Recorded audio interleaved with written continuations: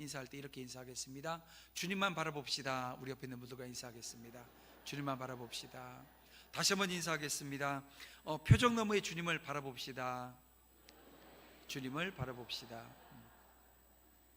네, 이렇게 인사하면서 말씀 앞에 서는 이유는요, 오늘 말씀의 제목이 이겁니다. 표정 너머의 주님을 바라보라. 예수 안의 새 생명, 새 사명으로 서다 19번째 시간 말씀을 여러분들과 함께 나누고자 합니다. 여러분, 교회가 교회답게 되어지는 이유는 단 하나입니다. 교회가 교회다움을 잃어버리는 것, 어디에 있는 걸까요? 여러분, 예수 그리스도를 세상에 증거하는 것, 이게 교회거든요. 하나님께서 교회를 세우신 이유가 분명합니다. 그 사명의 자리에 서는 거죠. 우리 토요전도가 시작되었습니다. 시작하는 첫날 비가 많이 와서 그날은 이제 전도 물품을 준비를 했고요. 이제 어제는 전도와 함께 그리고 그 청소를 했어요. 담배꽁초 주는데 우리 안수집사 회장이신 이상목 집사가 로데오 거리 가서 한다 그러더라고요. 그래서 비닐봉지 하나 받고 저도 장갑 끼고 찌개 들고 가는데, 저 사거리 신호등 건너기 전에 이게 그 비닐봉지가 하나가 다 차버렸어요. 왜 그런 줄 아세요? 제가 요만한 거 갖고 갔거든요, 비닐봉지를. 그러니까 요만한 거 가셨더니 길 건너면서 다 찼어요. 그래서 도남시장 첫 입구에 있는 가게 가서 아주머니 저 비닐봉지 한 장만 주세요 그랬더니 왜 그러냐 그래서 여기 다 찼는데 지금 청소하고 있어요 그랬더니 봉지를 하나 주시더라고요. 이만한 봉지를. 그래서 이게 그 사장님이 믿음이 좋으신지 어쨌든지 하기가 이만한 봉지 주셔서 야, 이거 큰일 났다, 이거 다 채워갖고 어떻게 가냐 했는데 쭉 해서 돌아가지고 이제 다 들어올 때쯤 됐는데 이 손가락이 저릴 정도로 무거운 거예요. 왜냐면 비닐봉지 2개 꽉 찼으니까요. 그래서 이제 막 줍고 있는데 어떤 청년 2명이 와서 수고하세요 하고 가더라고요. 송상현, 정성원 2 청년이 저한테 목사님 힘드시요 도와드릴게요 이게 아니라 목사님 수고하세요 하길래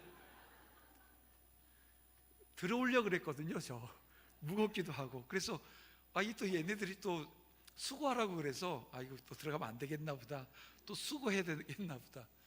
그래서 거기서 진짜 수고했어요. 왜냐면 제가 어제도 이게 제가 양쪽이 이쪽은 작년에 그 낙도 가가지고 이 탁가총 쏘다가 다쳐가지고 아직까지 통증이 있습니다. 이번 4월달에 가서는 이쪽이 안 좋으니까 이쪽을 많이 썼더니 이쪽을 또 다쳤어요. 어제 그 비닐봉지 2개 들고 찌개 손 들고 하다가 어디 뭐가 생각나냐면 낙도가 생각이 나더라고요. 하나님께서 그 고통 중에 낙도를 또 다시 한번 품게 해서 장로님 내년에도 낙도 사역을 또 준비를 저는 할 겁니다. 하나님께서 낙도 사역을 또 하게 하시는 거예요. 왜냐하면 그 자리들이 뭐 하는 자리예요? 복음 전하는 자리예요. 여러분, 교회가 교회다움의 이유 하나 뭐라고요? 예수 그리스도, 그분을 이 세상에 증거하는 자리에 서는 겁니다. 그래서 우리는 노방전도의 자리에 섭니다. 여러분, 이 로데오 거리 가서 복음 전하면 예수 믿겠다고 나오는 사람 한 명도 없습니다. 하지만 그 자리에서 오늘 우리는 이 신앙의 야성, 그리고 이 전도를 통해서, 이 노방전도를 통해서 가면 막 핍박하고 뭐라 하는데, 어제도 그 우리 이상목 집사님 저한테 마스크를 하나 주시더라고요. 그러니까 간접 흡연을 할 수 있으니 마스크 쓰라는데, 뭐 이렇게 보면 이게 해서 막 사람들 많은 데서 하는 게 제 나름대로 그렇게 해석을 했어요. 그래서 저는 아니 괜찮다고, 저는 이 안경이 변색 안경이라 선글라스 끼고 하는 거니까 그래서 했거든요.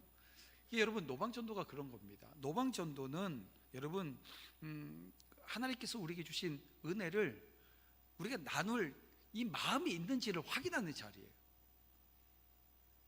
여러분, 그리고 가정을 위해서, 교회를 위해서, 나라와 열방을 위해서 우리 화요일, 수요일, 그리고 매일 각자의 골방이 있어야 됩니다. 그 골방의 자리에서 중보기도로 무릎을 꿇습니다. 때로는 비가 와요. 때로는 외면당할 때가 분명히 있습니다. 그런데 여러분, 그 자리가 헛될까요? 결코 헛되지 않습니다. 왜냐하면 우리의 말과 우리의 기도가 사람을 변화시키는 게 아니에요. 여러분, 우리에겐 사람을 변화시킬 수 있는 능력이 없습니다. 그러면 뭡니까? 오늘 우리가 하는 그 사역의 자리에서 하나님께서 일하신다는 거예요. 여러분 이걸 믿으시길 바랍니다. 내가 결단을 하고 내가 서 있는 그 자리에 하나님께서 함께 하시고 하나님께서 일하시기 때문에 오늘 우리는 그 자리가 헛되지 않음을 압니다. 근데 사람들은 어떻습니까? 종종 기적이나 눈에 보이는 결과만을 원합니다. 전도를 나가면 당장 결실이 있어야 되는데 결실이 없으면 어떻게 돼요? 낙심하게 되어져요. 우리가 2020년도부터 3월 달부터 3월 4월 달부터 해서 전도를 했어요. 이 코로나가 한창일 때 전도를 시작을 했습니다. 노방전도 시작한 거예요.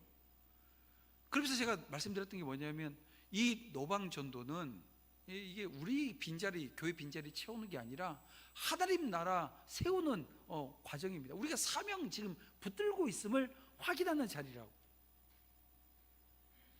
그리고 재작년인가요? 그 노방전도의 열매가 하나 딱 맺힌 거예요. 왜냐면 이 도남시장에서 그 생선 파시는 사장님이 저희 교회에 오셨어요. 등록을 하셨어요. 이게 얼마나 기쁜지요. 막 시장에서 한 번씩 만난 사람들은 가서 다 아는 체 해가지고 그 열매 똑 떨어뜨려 버렸어요. 교회를 안 나오시길래 왜 안 나오시길래 부담스러워서 못 오겠대요. 왜 이렇게 아는 체를 많이 해가지고 부담스럽게 하느냐. 그래서 신앙생활을 안 하면 다시 갈 텐데 다른 교회 가겠다고, 어느 교회 가겠다고 얘기해서 그러시라고. 그러니까 여러분 열매가 있어요 없어요? 우리가 떨어뜨리긴 했어도 열매가 맺히긴 맺히더라는 거예요. 여러분 믿으시면 아멘? 그러니까 여러분 이건 놓으면 안 되는 일이에요. 그런데 여러분 우리는 결실이 없으면 어떻게 해요? 어차피 그거 해도 안 돼. 이게 뭐냐면 낙심하더라는 거예요. 기도의 응답이 늦어요. 더뎌요. 아무리 기도해도 기도의 응답이 없습니다. 그럼 뭐예요? 의심해요. 여러분 이것은 마치 예수님의 기적을 보면서도 그 기적 너머에 계신 주님을 보지 못했던 지금 오늘 본문에 나오는 이 무리들과 다르지 않습니다. 그래서 요한복음에서 요한은 예수님께서 행하신 이적을 뭐라고 표현해요? 표적이라고 우리에게 말씀합니다. 표적은 목적이 아니라 이 방향을 가리키는 사인입니다. 그래서 기적은 우리를 놀랍게 하는 일이기는 해요. 하지만 그보다 중요한 것은 그 기적이 가리키는 것, 뭔가를 가리키고 있는데 그 기적이 뭘 가르치고 있어요? 예수님 자신을 가리키는 겁니다. 예수님 자신을 아는 것에 초점을 두고 있는 겁니다. 자, 오늘 본문에도 우리는 두 가지 표적을 우리가 함께 읽었습니다.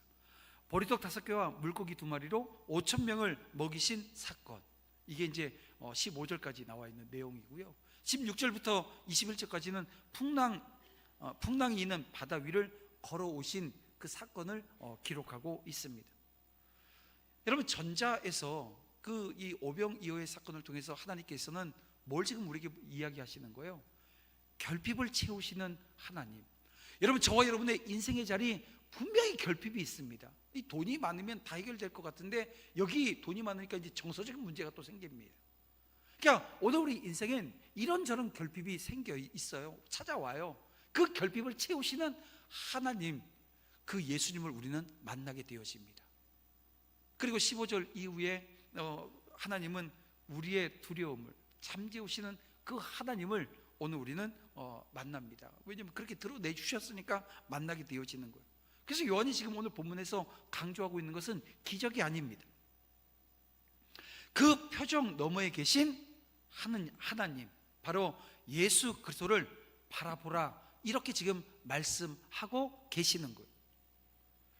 자, 예수님께서는 5,000명을 먹이시기 전에 제자 빌립을 시험하듯 묻습니다. 자, 오늘 5절 말씀 보니까 우리가 어디서 떡을 사서 이 사람들을 먹이겠느냐라고 물어요. 그랬더니 이 빌립이 이렇게 잠깐 생각을 했겠죠. 아주 계산적인 답을 합니다. 200데나리온의 떡이 있어도 부족합니다 라고 하는 얘기를 해요. 그 옆에 있었던 안드레가 어떤 어린아이가 가지고 있는 이 도시락을 언급했지만 곧바로 그가 나오는 이야기를 보면 회의적인 답을 합니다. 9절에 이것이 이 많은 사람에게 무엇이 되겠습니까? 라고 하는 이야기를 합니다. 근데 여러분 놀라운 것은 이 빌립과 안드레가 모두 과거에 과거에 여러분 위대한 전도의 순간을 경험했던 제자들이라고 하는 사실입니다. 여러분 보세요. 빌립을 한번 떠올려 보세요. 요한복음 1장에 이 빌립이 예수님을 만나는 장면이 나옵니다. 그리고 예수님을 만난 이후에 너무나도 감격해서 나다나엘에게 달려가요. 그리고 그의 심장은 뛰고 그의 눈은 빛나요. 숨 가득 차면서도 외칩니다. 뭐라고요? 45절에 보니까 모세가 율법에 기록하였고 여러 선지자가 기록한 그 일을 우리가 만났으니 요셉의 아들 나사렛 예수니라. 제가 지금 이렇게 읽었지만 여러분 생각해 보세요. 막 달려왔다니까요. 숨찬 여러분 이게 지금 어떤 감정인지를 여러분 이해하셔야 됩니다. 자, 안드레는 어떠했습니까? 마찬가지였습니다. 예수님과 하루를 함께 지낸 후 그가 가장 먼저 자기 형 시몬에게 달려갑니다. 떨리는 목소리로 그는 이렇게 이야기를 해요. 우리가 메시아를 만났다라고 말입니다. 여러분 우리가 메시아를 만났다 이렇게 읽어야 되지만 여러분 여기에 그 상황을 접목해서 보게 되어지면 너무 감격에 차고 이걸 지금 한시바삐 빨리 알려주고 싶은 그 마음을 가지고 지금 달려가고 있는 거예요. 그리고 그 형의 손을 이끌고 예수님께로 갑니다. 훗날 교회의 반석이 될 베드로, 이 베드로를 주님께 인도한 사람이 누구라고요? 그의 동생 안드레였습니다. 여러분 보세요. 이 얼마나 여러분 이 감격스러운 순간입니까? 전도의 기쁨이 있고 여러분 복음을 전할 때 뜨거움이 이들의 가슴에 있었어요. 근데 오늘 본문에 보니까 전혀 다른 모습을 보이고 있습니다. 현실의 무게 앞에서 여러분 저와 여러분도 현실의 무게라고 하는 것을 다 느끼며 살아갑니다. 여기 지금 현실의 무게를 느끼지 않는 사람이 없어요. 다 저를 비롯한 우리 모두는 다 현실의 무게 앞에 서 있습니다. 근데 이 현실의 무게 앞에 빌립이 한 건 뭡니까? 계산하고 있었던 거예요. 안드레가 하고 있었던 건 뭡니까? 회적인 태도였습니다. 지금 그런데 그들에겐 누가 있어요? 예수님이 계세요. 예수님과 동행함에도 불구하고 여전히 그분의 영광을 깨닫지 못한 거예요. 여러분 성경은 이런 인간의 연약함을 숨기지 않습니다. 모세는 출애굽의 위대한 지도자였지만 어땠나요? 이 반석을 2번 치면서 그 하나님의 거룩함을 훼손시켜 버렸습니다. 엘리야는 갈멜산에서 이 바알 선지자 450명 싸워 이겼어요. 그런데 이세벨이 협박을 하니까 어떻게 해요? 광야로 도망갑니다. 그리고서 뭐라 그러냐면 죽는 게 낫겠다는 거예요. 이렇게 아니 그 큰 승리를 해놓고 그 큰 은혜의 장면들을 경험했음에도 불구하고 그러더라는 거예요. 베드로는 어땠습니까? 주는 그리스도시요 살아계신 하나님의 아들이십니다. 여러분 이 얼마나 위대한 신앙 고백입니까? 근데 그 이후에 예수님께서 십자가 순환에 대해서 예고했더니 그러면 안 된다고 말리다가 예수님에게 어떤 얘기 들어요? 사탄아 물러가라. 이 책망 듣는 모습을 우리는 성경을 통해서 봅니다. 자, 그러면 여러분 오늘 저와 여러분은 다른가요? 다르지 않습니다. 주님을 처음 만났을 때의 뜨거움, 전도의 감격, 주님 앞에 드린 그 첫사랑, 여러분 우리 다 가지고 있습니다. 하지만 시간이 흐르면서 현실의 무게 앞에서 오늘 우리는 빌립처럼 계산적이 되었고 오늘 우리는 안드레처럼 회의적인 모습이 오늘 우리 가운데 있습니다. 입술로는 여전히 고백하지요. 주는 그리스도시요 살아계신 하나님의 아들이십니다 라고 한 고백을 여전히 하고는 있습니다. 그러면서도 마음 깊은 곳에 여전히 이것이 무엇이 되겠습니까? 이 불신의 소리가 들립니다. 그러나 주님은 우리의 연약함을 아시면서도 여전히 오늘 우리를 사용하시길 원하신다는 거예요. 빌립의, 안드레의 이 믿음 없는 이 이야기를 들으시면서도 불구하고 여러분 예수님은 작은 아이의 이 도시락을 들어 수많은 사람들을 먹이십니다. 그렇습니다. 여러분 주님은 저와 여러분의 작은 헌신, 우리의 작은 기도, 우리의 작은 전도를 통해서 하나님의 영광을 드러내신다는 거예요. 아니 그게 뭐 영향력을 발휘할 수 있고 그게 뭘 할 수 있겠냐고 생각하는 그 작은 헌신의 자리에 하나님께서 함께 하신다는 거예요. 인도해 주신다는 거예요. 붙들어 주신다는 거예요. 여러분, 믿음의 고백 한 번으로 여러분 그 믿음이 완성되어집니까? 그러지 않습니다. 빌립보 안드레가 보여준 것처럼 믿음은 끊임없이 이 신앙의 자리, 이 공동체라고 하는 여러분 이 교회, 이 도남제일교회 문제 없는 교회인가요? 그렇지 않습니다. 때로는 제가 문제 발생하기도 하고 장로님들이 문제 원인이 되기도 하고, 여러분 이런 사람이 모여 있는 곳이에요. 다 불완전해요. 그래서 여기저기서 문제가 발생할 수 있어요. 하지만 그 문제가 해결되어지는 누가요? 하나님이 그 문제를 해결해 주시는 그 과정을 통해서 오늘 우리 믿음이 신앙이 성장해 나가는 거예요. 자, 그러면 구체적으로 어떻게 하면 이 계산적이고 이 회의적인 자리에서 믿음의 사람으로 성장할 수 있을까요? 여러분 이게 뭐 복잡한 답이 여기 있는 게 아닙니다. 여러분 믿음이 자라길 원하십니까? 내 믿음이 오늘도 자라길 원하세요? 그러면 말씀에 순종하시길 바랍니다. 다모임 사역을 위해서 전도 대상자 작정하자 하면 하나님의 음성으로 듣고 작정하는 거예요. 기도하자 하면 기도하는 거예요. 30분 중보기도 하자 하면 하는 거예요. 순종하는 거예요. 여러분 믿음이 깊어지길 원하세요? 여러분 믿음이 깊어지길 원하십니까? 여러분 깊어지기 원하시면 기도의 자리 여러분 붙들어야 됩니다.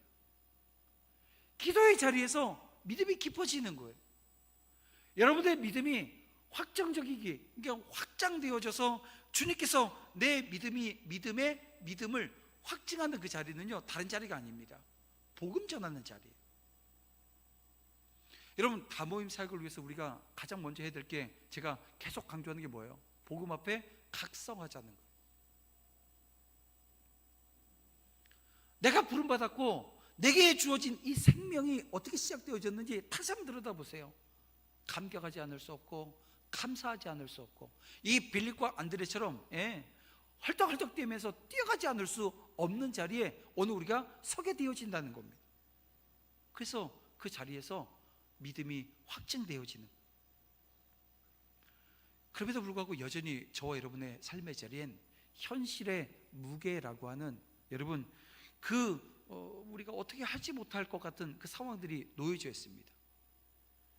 그런데요 현실의 무게 앞에 주저앉는 것이 아니라 여러분 순종과 기도와 이 전도의 자리에서 다시 살아나고 자라남을 여러분 경험하셔야 됩니다.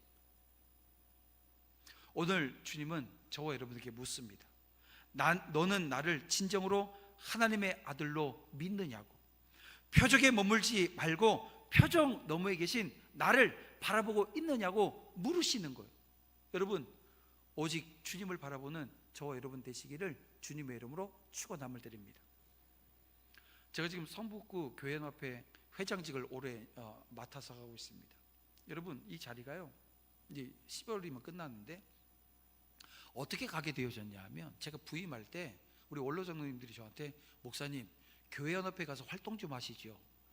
근데 제가 교회연합회 아는 사람이 하나도 없는데, 저는 그때만 해도 서울 사람이 아니라 상주 사람이었거든요. 지금은 제가 서울 사람이에요. 그래서 야구도 서울 LG를 응원하고 있고요. 근데 그때만 해도 아는 사람이 하나도 없어요.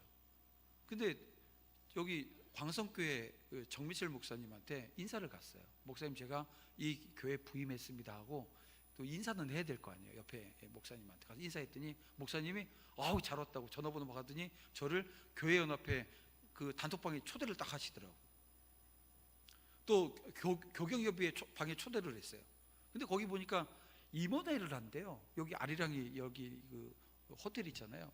새벽에 아침에 7시에 회의를 한대요. 전 임원도 아닌데 아무도 안 불러줘요. 누가 저 임원이 아닌데. 근데 장로님들이 가서 활동하라 그랬으니까 가야 되잖아요. 어떻게 하냐면 그냥 갔어요. 그냥. 그랬더니 안내 직원들이 있길래 이 성북구 교회 앞에 임원들이 어디 방이냐 그랬더니 저 방이래. 똑똑하고 들어갔어요. 그러니까 누구냐 그래서 도남제일교회 정태문 목사라고. 그러니까 며칠 전에 단톡방에서 인사는 했거든요. 아이고 어떻게 왔냐고. 그냥 왔어요 하고서 앉았어요. 그래서 갔더니 아침밥 주대요. 아침 뷔페 잘 먹고 왔습니다. 또 한 달 지났는데 또 모인대요. 임원 모임을 또 한다고 거기 단톡방에다 또 올려뒀어요. 그래서 어떻게 해요? 또 갔지요. 한 3번 그렇게 갔더니 그 장희중학교에 김학수 목사님 회장이었는데 저한테 하는 얘기가, 목사님 임원하셔야 되겠어요 그러더라고요. 예, 그랬더니 실행위원 하세요 그러는 거예요. 예, 그러면 감사합니다. 그러면 이제 다음부터는 공식적으로 오겠습니다. 그러고서 이제 가서 앉은 거예요. 제가 왜 이 말씀을 드리냐면, 여러분 제가요, 여러분이 봤을 때는 제가 앞에서 설교도 하고 막 하니까는 사람들을 막 만나면 막 적극적으로 나가서 할 것 같죠? 저 그런 사람이 아닙니다. 제가 말 통하지 않는 베트남이나 캄보디아 가면 물건 잘 깎아요. 말이 안 통하니까 물건 잘 깎아요. 그런데 여기 가서 물건 살 때는요, 저희 집사람이 다 합니다. 홈쇼핑이 나와도 여보 이것 좀 저것 좀 사줘요. 이거 왜 하려고 그러냐. 저기 보너스를 하나 준다는데 그것 좀 받아줘요 하면, 당신이 하면 되지. 저는 못해요 전화 통화해서. 저는 되게 샤이스러운 사람이 접니다. 근데 안 믿으실 것 같아요. 근데 제가 사실 그래요. 그런데 그래요. 제가 왜 말씀드리냐면, 터위전도 아무도 나 안 불러주는데 아마 이러신 분이 아마 여기 지금 대다수예요. 우리 교인들이 다 저 닮아서 다 샤이스러운 분들이에요. 아무도 안 불러준다고 안 나오시는데, 여러분 어떻게 하라고요? 그냥 이게 광고 나왔으니까 나 부르는가 보다 하고 가셔야 되는 거예요. 그럼 뭐 할 수 있어요? 나중에 토요전도 팀장 할 수 있다고요. 아멘? 이 토요전도 팀장이 이렇게 많아 지금 여기. 여러분 다른 게 아닙니다. 하나님께서 오늘 우리에게 주시는 은혜의 자리에 내 발로 가는 겁니다. 그러면 하나님께서 거기에 힘 주시고 능 주시고 다 이루어 주시는 은혜의 자리, 내 것이 되어지는 겁니다. 근데 그 자리에서 내가 일을 하는 것이 아니라 그 자리에서 하나님의 아들이신 예수 그리스도를 알게 되어지는 거예요. 왜요? 나는 지금 복음 앞에 서 있으니까, 복음이 나를 이끌고 있으니까, 복음의 그 놀라운 능력을 체험하는 자리에 서 있으니까, 여러분 그 복된 자리에 온전히 서시기를 주님의 이름으로 축원함을 드립니다. 예수님은 무리들을 잔디 앉히시고 떡과 물고기를 나누십니다. 근데 오늘 본문에 보니까 남자만 5,000명쯤 되었다고. 여러분 이게 보세요. 오늘 예배드린 분이 몇 명쯤 되어질까? 한 5,000명쯤 되는 것 같아요. 여러분 이게 이런 겁니다. 이 5,000명이 아니거든요. 근데 5,000명쯤이라고 하는 이 내용을 한번 보세요. 이게 상징적인 겁니다. 우리 남자만 5,000명이니까 수만 명이 될 거란 얘기를 해요. 실제로 그랬을 거예요. 근데 이 5,000명이라고 하는 걸 생각해 보세요. 이 5,000명이 가지고 있는 상징이 있습니다. 뭐냐면 인간의 능력으로 감당할 수 없는 거예요. 여러분 인간의 능력으로 그들을 먹일 수는 없는 거예요. 여러분 지금 여기에 지금 우리가 이 행사를 하면서 어떤 행사를 하면서 한 2만 명이 왔다고 생각해 보세요. 그들을 밥을 어떻게 먹이겠어요? 여러분 여기서 지금 우리 성북구에서 2만 명을 갑자기 확 가서 이게 불가능한 거거든요. 왜냐면 그건 미리 준비해서 어느 식당에 우리 갑니다 해서 다 자리를 예약해 놓지 않으면 사실 어려운 일이거든요. 여러분 이를 통해서 하나님께는 불가능이 없다라고 하는 것을 이 5,000명이라고 하는 숫자가 우리에게 말씀해 주는 겁니다. 또 12바구니, 12광주리. 여러분 제가 전에도 말씀드렸지만 이 유대인의 그 식사 예법엔 이 식사를 수종든 사람이 그 남은 음식에 소유권이 있습니다. 그러니까 지금 오늘 이 12명이 아니라 만약에 30명이 지금 수종 들었으면 몇 광주리가 남아요? 30광주리가 남는 거예요. 그럼 왜 지금 12광주리, 12명이 지금 이 수종 들게 했냐는 거예요. 여러분 여기도 상징적인 함축적인 의미가 있습니다. 여러분, 이 12라고 하는 이 숫자는 여러분 이스라엘 백성들 그 12지파를 상징하고 있는 거예요. 예수님이 온 백성을 먹이시는 참 하나님, 이스라엘 민족을 먹이시는 것은 하나님이시라고 하는 것을 지금 이 장면을 통해서 보여주는 겁니다. 그리고 요한은 특히 이 사건이 6월절 즈음에 일어났다고 강조를 해요. 4절에 보니까. 여러분, 이것은 광야에서 만나를 주신 그 하나님을 직접 가리키는 장치 역할을 합니다. 더 나아가서 열왕기하 4장에 보면 엘리사가 보리떡 기적을 떠올리게 한 그 기적을 베풀었잖아요. 이걸 지금 떠올리게 하는 장치입니다. 근데 여러분, 예수님은 선지자보다 크신 하나님이시라는 거, 이걸 지금 증명하고 있는 거죠. 그러나 무리들은 기적의 의미를 붙잡지 못했어요. 배부름에만 관심을 뒀고 떡을 주신 그 하나님은 보지 못했습니다. 그래서 예수님을 억지로 임금 삼으려고 했던 거예요. 성경은 동일한 경고를 오늘 우리에게 줍니다. 출애굽한 이스라엘은 하나님 주신 만나와 메추라기 먹었잖아요. 그런데 그 은혜를 잊어요. 그 은혜 가운데 하나님은 보지 못한 거예요. 그래서 그 결과 금송아지 만들어서 이 스스로의 신을 세워버렸습니다. 결국 하나님의 진노로 그들이 큰 징계를 받지요. 사사시대도 보세요. 이스라엘은 하나님께서 그들을 구원의 손으로, 구원자를 보내서 그들의 손으로 구원했어요. 그런데 구원자를 잠시 존중하다가 이내 우상으로 돌아갑니다. 열매를 경험했지만 그 열매의 주인이신 그 하나님을 바라보지 못했기 때문에 이게 지금 계속 역사 가운데 반복되어지는 거예요. 여러분, 사사시대는 암울한 시대입니다. 자기 소견에 옳은 대로 살았던 시대입니다. 그 시대는 하나님을 바라보지 못했던 시대였어요. 그래서 그들에게 왕이 없었나요? 아니요. 하나님이 여호와가 그들의 왕이셨음에도 불구하고 그들은 인간 왕을 요구하는 지경에까지 이르게 되어집니다. 결국 하나님을 떠나 멸망의 길을 걸었던 것을 보게 되어집니다. 여러분, 이것은 오늘 우리의 교회 사역에도 마찬가지라는 겁니다. 여러분, 우리가 전도의 열매를 볼 때 사람들의 발걸음이 교회로 들어오게 되어질 때 그것이 기쁘지만 더 본질적인 것은 열매 너머에 있는 누구요? 하나님을 바라보는 것입니다. 열매가 크든 작든 그것을 주신 분이 하나님이시기 때문에 그래요.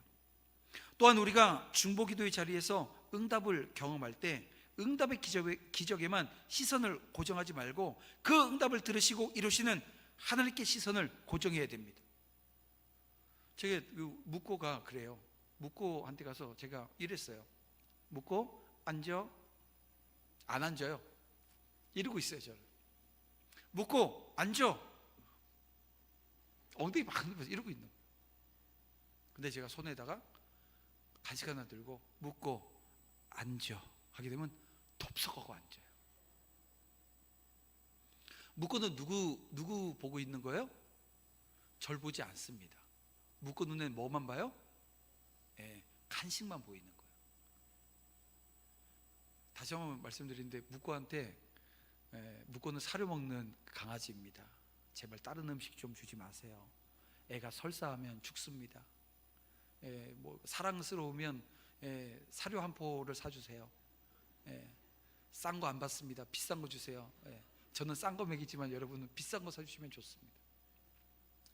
여러분, 하나님 앞에 우리가 설 때도 마찬가지입니다. 꼭 우리 묵고가 하듯이 그 하나님 손에 있는 떡을 봐요. 근데 우리는 그 떡 넘어 있는 하나님을 보는 게 믿음이고 신앙의 자리라는 거.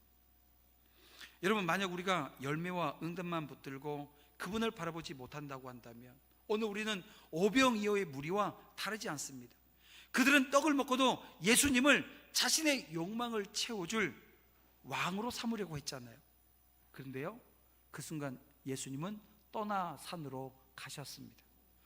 여러분, 주님을 떠나보낸 무리에게 그럼 남은 게 뭘까요? 그때 우리가 정말 그 막 수만 명이 모였는데 저분이 우리에게 먹을 음식을 한 끼 주셨지. 여러분, 거기서 더 넘어가지 않아요. 그리고 그 다음에 어떻게 됐어요? 다시 배가 고파지는 과정을 경험하는 겁니다. 그들은 영원한 떡을 얻지 못했습니다. 배부른 것 같았지만 곧 다시 허기 졌어요. 풍요를 누리는 것 같았지만 곧 공허 속에 빠지게 됩니다. 여러분, 이것이 임재를 잃어버린, 예수님의 임재를 잃어버린 삶의 비극인 겁니다. 주님의 임재를 잃어버리면 우리의 삶 속에서 더 이상 하나님의 자녀로서의 기쁨, 영광 머물지 않습니다. 아무리 많은 것을 소유해도 만족이 없고요, 아무리 큰 사역의 열매를 경험해도 여러분 감사가 사라져버리는, 마치 금송아지 붙들고 즐거워하던 이스라엘이 결국 하나님의 심판을 피하지 못했던 것처럼 임재 없는 사역, 하나님을 잃어버린 열매는 여러분 결국 무너지고 마는 겁니다. 그래서 교회의 모든 사역은 언제나 하나님의 임재를 바라보는 눈으로 감당해야 되는 거예요. 열매를 넘어, 응답을 넘어, 표적 너머에 계신 그 주님을 바라볼 때에만 오늘 우리는 진정한 하나님의 자녀로 살아갈 수 있음을 여러분 기억하시고 믿음으로 고백하는 저와 여러분 모두가 되어지기를 주님의 이름으로 축복합니다. 그래서 교회의 모든 사역은 열매 자체가 목적이 아닙니다. 열매를 주신 하나님을 바라보는 여러분, 그것은 통로가 되어야 합니다. 오병이의 사건은 단순히 많은 사람을 먹이신 이적이 아니라 광야에서 만나를 주셨던 하나님이 지금 어디 계세요? 지금 여기 계신다는 거예요.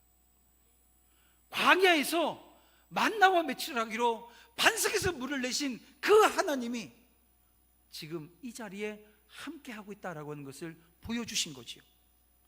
여러분, 오늘 주님도 저와 여러분에게 말씀하십니다. 나는 내 욕망을 채워주는 임금이 아니라 하늘에서 내려온 생명의 떡이다. 나를 믿는 자는 영원히 살 거야 라고 말씀해 주시는 거예요. 여러분, 영원히 사는 그 은혜의 자리에 섰음을 우리는 기억하고 감사하는 여러분들 되시기를 주님의 이름으로 축복합니다. 저녁이 됐어요. 제자들은 배를 타고 바다를 건넙니다. 바람이 거세요. 물결은 사나웠습니다. 여러분, 이 갈릴리 호수, 이 바다, 이 여기가요, 그래요. 이 기온차가 심해서 이게 이 바람이 막 일어나요. 어두운 밤 아무리 노를 저어도 이 목적지에 도달할 수 없었습니다. 그때 예수님께서 물 위를 걸어 그들에게 오셔요. 그리고 말씀하십니다. 20절에 내니 두려워하지 말라. 원문을 보게 되면 에고 에이미, 출애굽기 3장 14절에 나와 있는 것처럼 하나님의 자기 계시, 나는 스스로 있는 자라고 하는 이 말씀과 동일한 표현입니다. 예수님은 자신이 바로 홍해를 가르신 창조주 하나님이심을 지금 드러내신 겁니다. 여러분, 요한은 사건의 결말을 이렇게 기록하고 있습니다.